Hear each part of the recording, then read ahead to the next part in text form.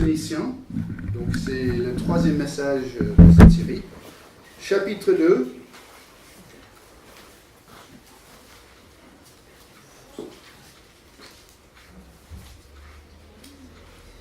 Et je vous ai dit, mais je me répète, j'ai pris le choix de prendre ce livre parce que je crois qu'il y a énormément de liens entre ce que Paul et les autres ont vécu dans cette ville et ce qu'on constate ici aujourd'hui dans la ville de Rochefort. Il y a vraiment l'idée que, que l'évangile est annoncé ici à Rochefort avant cette assemblée et seulement après cette assemblée, donc on n'est pas les seuls qui proclament la parole. Par contre, il y a quand même une minorité de chrétiens ici à Rochefort, et à La Rochelle, et Paris, et toute la France, et dans toute l'Europe, et dans beaucoup d'autres endroits. Et pourtant, ici, on va voir que Paul est d'ailleurs dirigé par Dieu, il y avait quand même un encouragement, parce que les gens répondaient à la parole.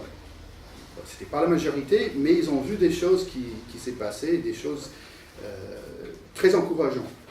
Donc on est dans le chapitre 2, c'est à partir de verset 13, où il dit « C'est pourquoi nous disons sans cesse à Dieu toute notre reconnaissance de ce que, en recevant la parole de Dieu que nous avons fait entendre, vous l'avez accueillie non comme la parole des hommes, mais comme ce qu'elle est vraiment, la parole de Dieu, agissant en vous qui croyez. » Verset 14, « De fait, vous frères et sœurs, vous êtes devenus les imitateurs des églises de Dieu qui sont en Jésus-Christ en Judée, parce que vous aussi, vous avez enduré de la part de vos propres compatriotes les mêmes souffrances qu'elles de la part des Juifs. » Donc, en fait, aujourd'hui, je vais quand même garder le temps, mais il y a surtout deux choses qu'on voit ici. Et les deux choses, c'est vraiment deux choses où Paul dit « Je suis très encouragé ». Il y avait deux choses qui s'est passées avec cette église, avec ces peuples-là. Il y avait vraiment un encouragement dans l'église. Et j'aimerais aussi nous encourager de vivre la même chose ici et juste tout court dans la vie chrétienne. Donc, il commence verset 13. C'est pourquoi nous disons sans cesse, voilà, à Dieu notre reconnaissance. Et c'est, dans un sens, c'est un détail, donc c'est pas essentiel à ce passage, mais quand même c'est intéressant à garder en tête. Quand il dit sans cesse, il emploie un mot à son époque qui était un mot médical. Sans cesse. Mais c'est toujours dans les écrits. Donc, aujourd'hui même, on peut aller en Israël, on peut aller en Turquie, dans d'autres endroits. Et ils ont trouvé, dans le passé, mais vraiment il y a quelques centaines d'années, et même avant, des manuscrits, des choses écrites à cette époque. Et en fait, ce qui est bizarre, mais où ils trouvent souvent les manuscrits, ou les écrits, c'est dans les poubelles. Mais les poubelles du temps de Jésus, de l'apôtre Paul. Donc c'est-à-dire qu'aujourd'hui, on en a aux déchetteries, eux aussi. C'était exactement la même chose. Et donc, par exemple, ils ont trouvé les écrits de certains médecins qui, après, ils ont mis ça dans la poubelle et ça a été découvert des centaines d'années après. Et ils ont trouvé ce mot employé dans ces choses-là avec simplement un tout, de tousser, sans cesse. Alors, si je vous dis, dans la nuit, j'ai toussé sans cesse, est-ce que c'est littéralement ça? Que j'ai toussé non-stop entre 11h et 8h du matin? Non. Alors ça veut dire quoi? Donc, on est beaucoup moins nombreux, donc je vous encourage de partager comme ça. Ce n'est pas juste moi qui donne un peu l'enseignement. Alors, ça veut dire quoi tousser sans cesse en français? Souvent. Exactement. Assez souvent que quand le réveil sonne, j'ai mal à la tête, j'ai mal dormi, j'ai toussé sans cesse.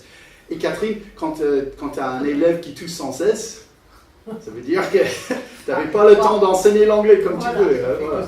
Voilà. Donc, et 5 semaines après, donc, sans cesse. On comprend, en français, on comprend ce que ça veut dire, j'ai toussé sans cesse.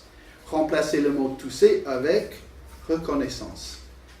J'ai eu des pensées et des paroles de reconnaissance sans cesse. Bon, bien sûr, j'ai dormi, hein.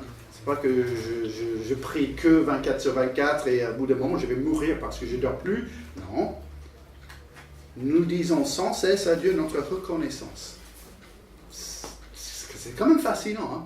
C'est-à-dire quelqu'un qui est connu comme quelqu'un qui donne des prières et des mots de reconnaissance sans cesse, c'est habituel, oui, ça ne s'arrête pas. Ah, il ne se plaint pas, mais toujours des mots de reconnaissance. Je ne suis pas complètement là. Je ne suis pas encore là. Je veux y être. Hein. C'est beau comme but. C'est vraiment beau comme but. Là, quand je regarde cette personne-là, c'est vraiment quelqu'un qui donne reconnaissance à Dieu sans cesse. Voilà ce qu'il dit, sans cesse. Mais ce qui m'intéresse aujourd'hui, c'est le pourquoi. Et on voit vraiment deux choses qui s'est passées dans l'Église. Pourquoi il a donné reconnaissance à Dieu sans cesse. Donc, dans toutes nos assemblées où Dieu est le centre de notre vie, j'espère qu'on va voir ces deux choses. Donc, ici, ailleurs, partout, moi j'espère que l'Église de Dieu est reconnue pour ces deux choses. Comme ça, on peut donner des prières et des mots de reconnaissance sans cesse.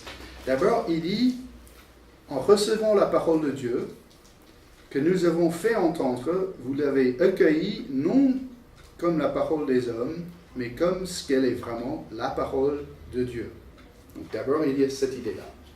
Donc, Paul, il emploie deux verbes qui sont vraiment essentiels pour ce passage. C'est d'abord en recevant, et après l'autre, c'est vous l'avez accueilli. Donc, j'ai tourné un peu dans ma tête comment je peux vraiment bien expliquer ces deux idées, ces deux notions. Donc, je vais parler de moi. Bon, je suis désolé, ce n'est pas le but de ma vie, mais j'ai vécu quelque chose qui explique ces deux choses-là. Et c'est une question avec ma santé. Donc, pour certains, je vous ai déjà parlé peut-être même trop de mes petits soucis de santé, mais quand même, il y avait un changement dans ma vie. Donc, ces deux mots, pour moi, ça commence il y a à peu près 2 ans. Je suis allé à Castorama à Étré. Et quand vous y allez, ou si vous n'avez pas visité la Castor d'Étré, au moins vous avez visité un magasin un peu pareil. Hein. On entre et il y a les énormes panneaux, mais des gros panneaux, avec chaque rayon qui indique ce qui est vendu au cours de chaque rayon. Donc j'entre là, franchement je n'ai plus du tout une idée de ce que je cherchais, donc on va dire que je cherchais un truc. Et d'ailleurs, bon, petite parenthèse, quand on est étranger, le mot truc, c'est le mot idéal. Ce mot me sauve, donne-moi le truc. Et quand je dis ça à mes enfants qui sont nés en France, papa, tu ne connais pas le nom de ce truc, n'est-ce pas? Oui, c'est pour ça que ton père il dit toujours donne-moi le truc. Et comment ça s'appelle le truc? Ou sinon, l'autre, c'est le machin. Donc, truc, machin, ça me sauve la vie tout le temps. Donc, j'entre dans le magasin et je cherche le truc. Et je regarde le panneau et je vois presque rien. Je vois une forme de lettre en noir, mais je suis incapable de lire ça. Et d'un coup, ça me frappe. Je me dis, mince, c'est pas la première fois que je suis venu ici, et avant, je disais bien les mots. Ah ben là, j'ai un souci. Donc, je rentre à la maison, je dis à ma femme, écoute, j'ai aucune idée de ce qui se passe, mais je vois mal, hein, j'ai un problème avec mes yeux. Donc, je vais aller voir le médecin. Il me dit 2 choses. Après une petite prise de sang, il me dit, d'abord, t'es gros. Je n'exagère pas ce qu'il m'a dit. T'es gros et t'es diabétique. T'es diabétique. Bon, d'accord. Alors, voilà ce qu'il m'a dit par la suite. Marc, tu vis trop comme un Américain. Donc, arrête le coca, arrête les bonbons, arrête le sucre. Voilà. Il m'a dit ça. J'ai reçu les paroles. Voilà mon problème. Je savais déjà. Je ne suis pas allé au lit une nuit tout mince, correct, et je me suis réveillé le lendemain. Oh non, mais qu'est-ce qui se passe? Oh mince, j'ai pris 30 kilos dans la nuit. Ah non, mais ça, c'est pas possible. Je savais que je mangeais trop sucré, et je mangeais beaucoup trop sucré. Donc, par exemple, et je ne suis pas fier, mais en même temps, bon. Dans ma vie de jeune, je ne savais même pas ce que ça voulait dire un chausson en pomme. Je ne l'ai jamais vu. Jusque j'avais 29 ans, j'arrive en France et dans toute sa gloire, chausson en pomme. Donc, pendant 10 ans, j'ai mangé 2 pour le petit déjeuner chaque jour, avec un verre de coca. Oui, je sais, ça, je ne suis pas fier, mais j'ai grandi autrement. Hein. Et donc, j'ai lu des choses. C'est pas bon pour la santé, il faut faire attention, trop de sucre, c'est pas bien. J'ai reçu ces paroles. Je n'étais pas ignorant. Je savais, hein. Donc, c'était dire que je savais tout sur la santé, ce qu'il faut faire, ce qu'il ne faut pas faire. Et j'ai reçu. Et c'est exactement ce que ce mot veut dire ici. C'est l'idée de prendre à côté de quelqu'un, de recevoir à l'extérieur. Donc, c'est-à-dire de comprendre. J'ai reçu la parole. Donc, je suis pas ignorant. Et c'est pas tout. Il dit après, vous l'avez accueilli. Et là, ça prendre avec la main pour prendre à l'intérieur de soi-même. D'un seul coup, j'ai un médecin qui me dit la suite. Il me dit, tu continues ta vie de sucre, plutôt à l'américaine qu'à la française, sauf qu'en France, ça change aussi. Donc, et les Français, hein, attention. Mais il m'a dit la suite. Tu continues, tu ne changes rien, tu ne perds pas de poids, tu ne changes pas ta manière de manger. Et il m'a dit, je te donne 10 ans et tu vas être aveugle. Si tu es en vie. Parce qu'il y avait des choses qui sont cassées dans mon cœur, pire que le diabète normal. J'étais vraiment très très malade. Et c'est bizarre, ça ne se voyait pas, sauf, il y avait un peu plus de moi. Et là, j'ai reçu ces paroles, mais là, je suis rentré à la maison et j'ai dit, Denise, ma femme, tu mets la coca à la poubelle ou tu donnes ça au voisin ou tu fais comme tu veux. Plus de sauce en pomme. J'ai tout changé parce que j'ai reçu une parole qui m'a transformé. Mais c'est ça qui est bête. Je savais avant. Ce n'était pas un scoop, hein, ce n'était pas quelque chose de nouveau. Quand il m'annonce, ce que tu fais, c'est pas bon. Je savais. Mais là, ça me frappait parce que quand les yeux sont en jeu, ça change. Il dit exactement la même chose. En recevant la parole, donc c'était dire que ces gens-là, même avant qu'ils étaient chrétiens, ils écoutaient. Ah, il est intéressant, continue. Et il faut prendre ça en tête. Hein. La parole qu'il parle là, c'est ce que nous, on appelle aujourd'hui l'Ancien Testament. Parce qu'en fait, le Nouveau Testament est en train d'être écrit. Ils ont reçu l'Ancien Testament comme la parole de Dieu que nous vous avons fait entendre, donc ils ont reçu, vous l'avez accueilli, donc ça change. Donc qu'est-ce qu'ils ont pris à cœur? Non comme la parole des hommes, mais comme elle est vraiment ou véritablement la parole de Dieu. Donc, et je donne juste un petit morceau d'exemple et après je laisse tomber. Quand un médecin est face à vous, donc comme il était face à moi, et il dit la suite, 10 ans, tu vas être aveugle.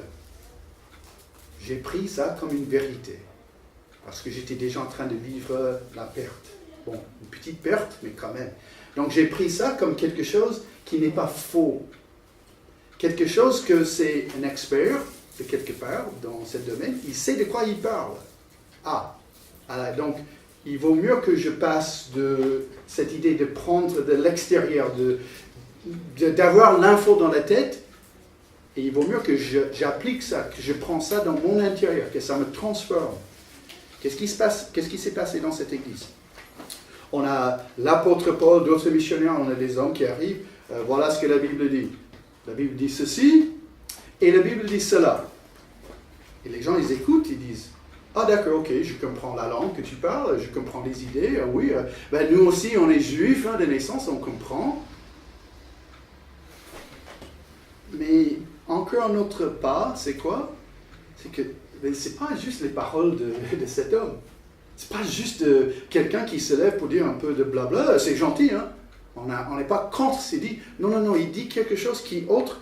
Mais qu'est-ce qu'il dit? Il dit ce qui est véritable, il nous annonce la parole de Dieu. Il prend ce livre, qui est quand même un livre, et on sait comment ça s'est fait. Il y avait des hommes dirigés par le Saint-Esprit qui l'ont écrit. Hein. Donc ce n'est pas Dieu qui a pris un stylo, maintenant je vais vous donner, mais Dieu a dirigé dans le cœur pour nous donner sa parole, véritable. Donc, petite parenthèse. Sa parole véritable, ça veut dire quoi?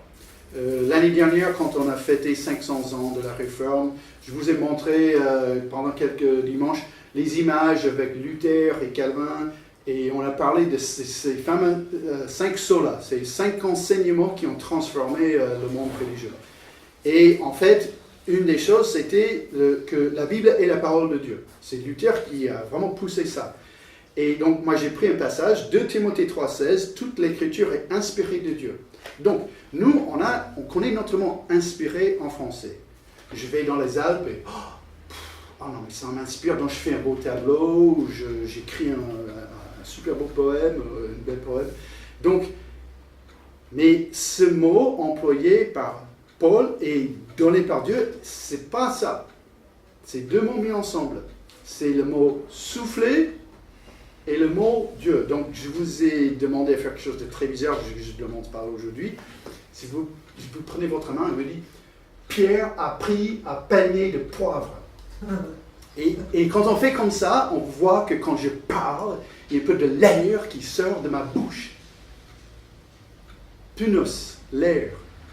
Donc, c'est-à-dire, quand on parle, ça souffle. Et ce souffle vient de quelle bouche? Dieu. Et en français, on a traduit ce mot grec comme inspiré. Toute la Bible sort d'où? La bouche de Dieu.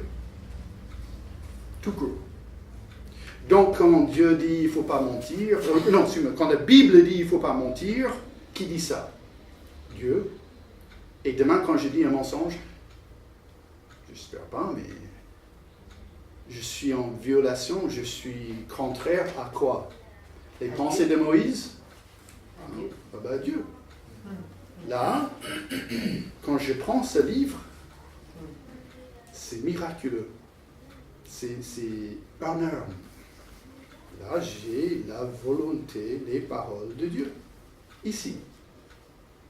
Et quand quelqu'un me dit, ouais, mais t'es fou, hein. Tu vis ta vie selon un livre qui a au moins 2000 ans, même plus dans l'Ancien Testament, mais ça ne va pas à ta tête? Bon, on est dans un pays libre, on n'oblige personne rien, mais moi je sais ce que le livre dit d'elle-même, de lui-même. Ce livre est la parole de Dieu. Et ils l'ont reçu comme ça. Ça doit être le but de chaque assemblée. On peut avoir, et on a la possibilité d'interpréter certains passages d'une manière ou d'autre, hein, ça, c'est pas ça. Mais est-ce qu'on commence avec l'idée que nous, on a un livre qui vient de notre Seigneur? Donc moi, je vois, on ne peut pas faire la distinction.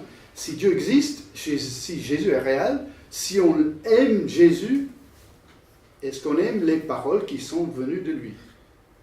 Est-ce qu'on voit que ça c'est profitable, que ça aide, que c'est essentiel d'avoir les paroles? C'est ce qui s'est passé dans cette église à ce point. La fin de verset 13, agissant en vous qui croyez. Le mot agissant là, c'est tout simplement notre mot en français, énergie. C'est énergéo à l'époque de Paul. C'est-à-dire que quand ils ont pris ce livre à l'intérieur, ils ont dit, ah ben là, c'est pas juste un bouquin, c'est pas un livre, c'est littéralement la parole de Dieu qui agisse, qui donne une énergie en moi.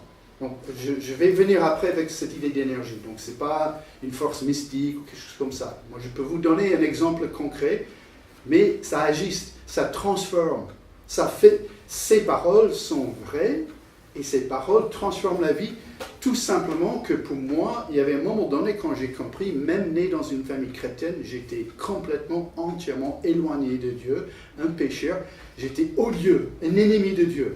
Et quand j'ai compris ça, j'ai demandé pardon de mes péchés et Dieu m'a sauvé, il a fait de moi son enfant. Et moi je suis persuadé, grâce à ce moment quand Dieu m'a pardonné de mes péchés, un jour je vais passer l'éternité au ciel. Je suis persuadé de ça. Parce qu'en fait, cette parole est vivante. Cette parole transforme les vies. Et dans une assemblée, quand on accepte qu'ici, on a la parole de Dieu, ben, on est sans cesse reconnaissant. Ça transforme, quand la Bible est le centre. La deuxième chose, je vais aller beaucoup plus rapide parce que j'ai un point à donner à la fin. Verset 14, ça dit, « De fait, vous, frères et sœurs, vous êtes devenus les imitateurs des églises de Dieu. » Dans 2 semaines, je reviens ici à Rochefort et je vais parler de la fin de ce verset parce que quand il dit « Vous êtes devenus les imitateurs », c'est compliqué, difficile et vraiment pas évident parce que vous êtes devenus les imitateurs comment ? Surtout dans la souffrance. Et donc j'ai envie de prendre vraiment un moment de parler de la théologie, donc c'est-à-dire la pensée, l'enseignement biblique de la souffrance. Donc on va juste traiter rapidement cette idée, vous êtes devenus les imitateurs. Donc, et on a déjà vu ce même mot dans le chapitre 1, simplement un imitateur, il fait pareil de quelqu'un d'autre.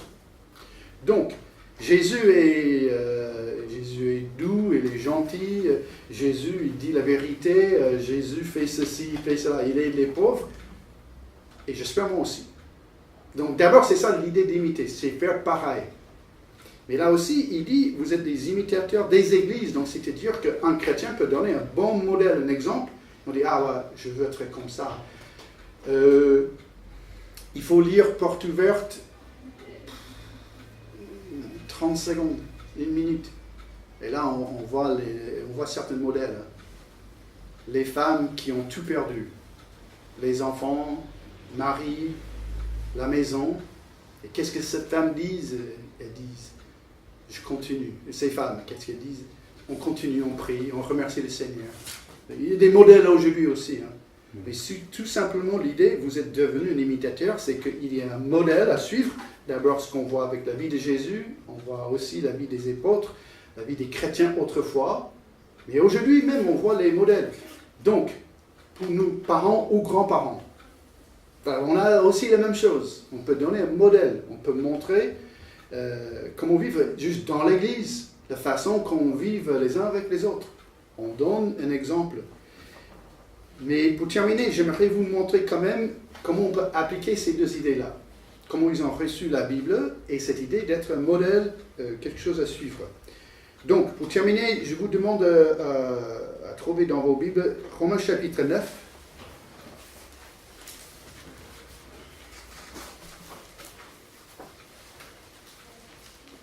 Verset 1.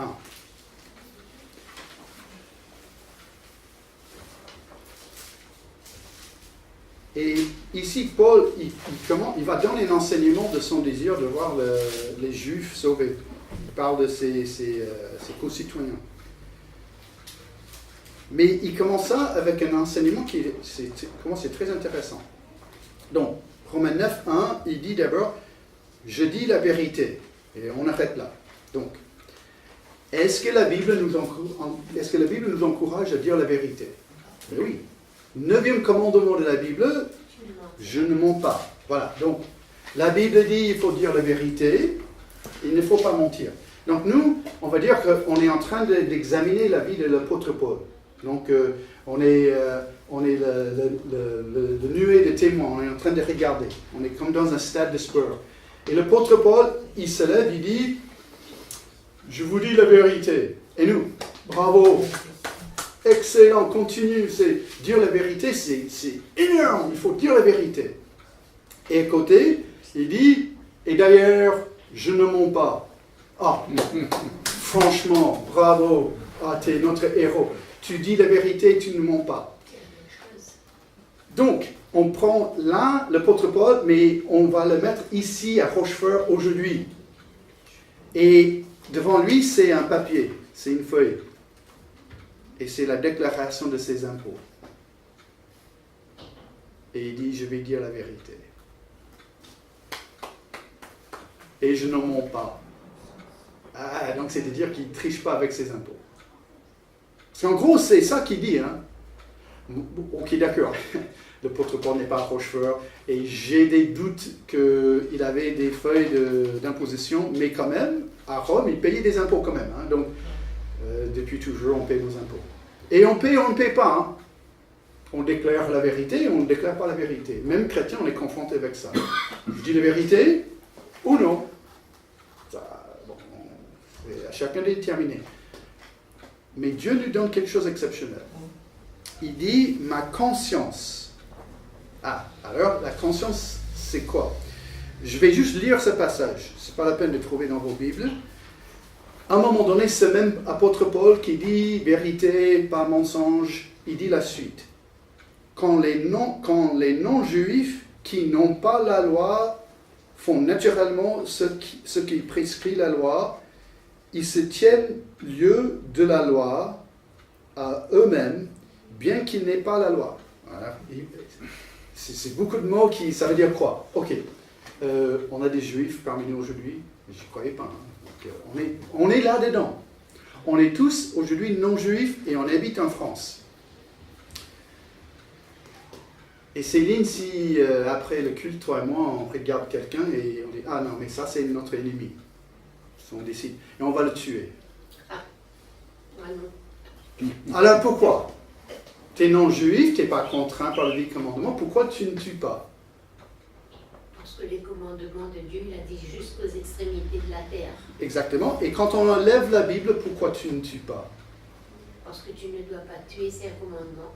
Oui, mais en dehors du commandement, en France, c'est aussi quoi? Est-ce que tu as le droit de tuer quelqu'un en France? Non. Ah ben, forcément pas. La loi. Donc, Céline et moi, on ne peut pas tuer quelqu'un. Vous aussi. Hein. Là, Emmanuel Macron n'est pas à l'Élysée aujourd'hui en disant « Ah ben, moi je ne suis pas la Bible, donc je suis pour le meurtre. » Non, mais personne ne dit ça. Alors que, pourquoi en France, on a les lois contre les meurtres? Il ne faut pas trop exagérer. Il y avait la Bible en France. Hein, ça, malgré tout, la France a un passé un peu biblique, même si aujourd'hui on ne veut pas avouer. Mais en dehors de la Bible, pourquoi Henri IV, pourquoi Charles IX, pourquoi ces rois dirigeaient le pays avec certaines notions de la Bible? Quand les non-juifs font ce qui est biblique, la loi, même si eux, ils n'ont pas la loi, c'est parce qu'en fait, il y a un certain contraint, qui est verset 15. Il montre que l'œuvre de la loi est écrite dans leur cœur, car leur conscience.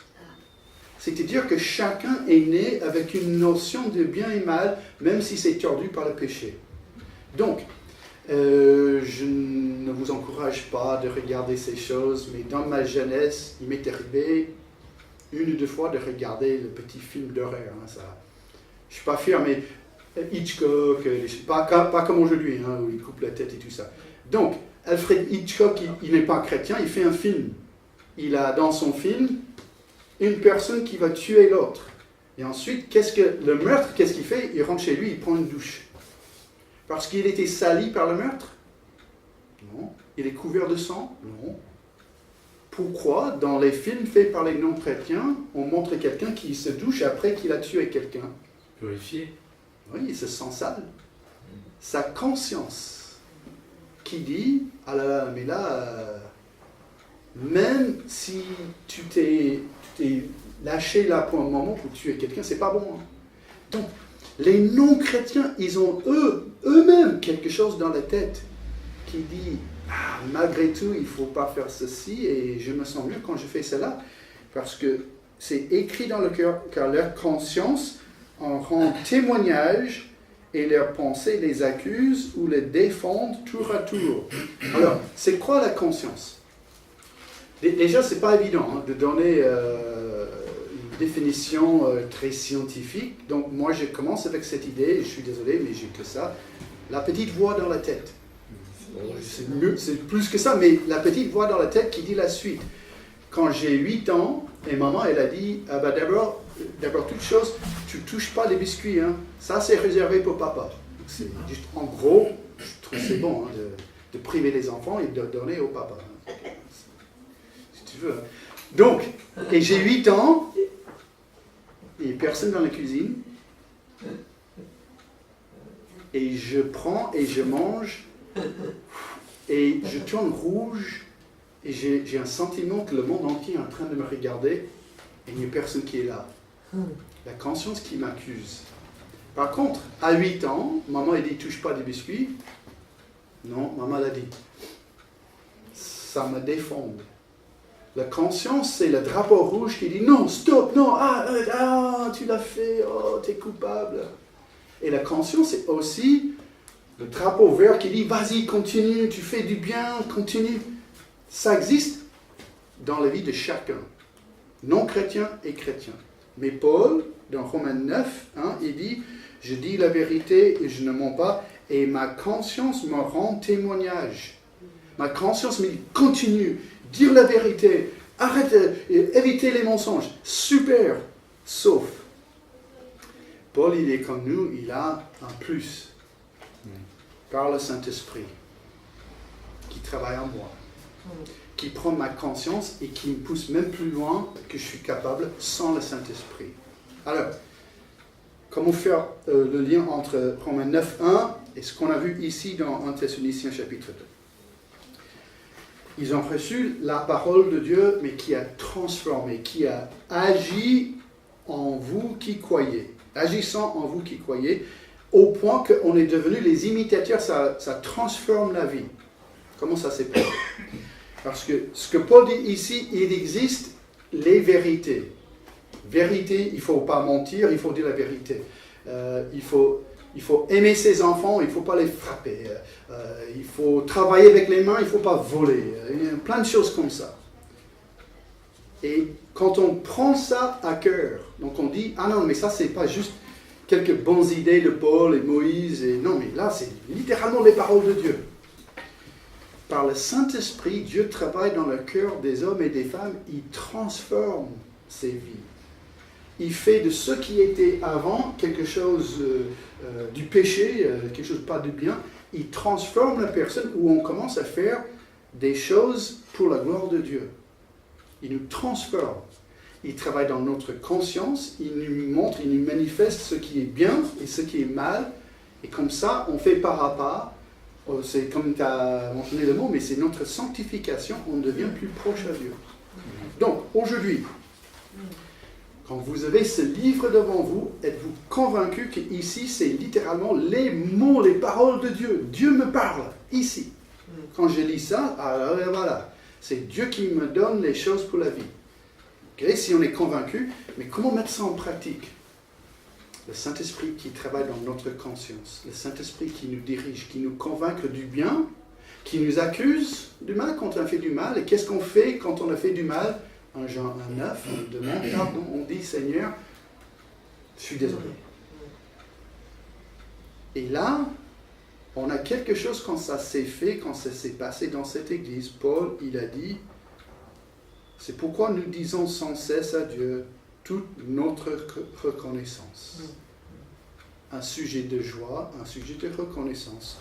Quand on reconnaît profondément, quand on accepte à cœur qu'ici c'est la parole de Dieu, et ça agit en nous, quand ça transforme, quand ça change, et on voit une transformation de vie, ça donne la joie ici par terre, et je suis convaincu que ça donne la joie aussi au ciel. Donc, que ça soit la réalité dans nos vies. Prions. Seigneur, je te remercie pour ta parole et je te remercie, Seigneur, pour ces vérités. Transforme-nous, Seigneur. Je prie que nous puissions être transformés chaque instant de nos vies. Merci, Seigneur, pour tout ce que tu nous donnes. Merci pour Jésus. Merci pour ton Saint-Esprit, Seigneur. Je prie que l'Esprit de Dieu travaille puissamment en nous, Seigneur. Et je prie ces choses en nom Seigneur Jésus. Amen. Amen. Amen.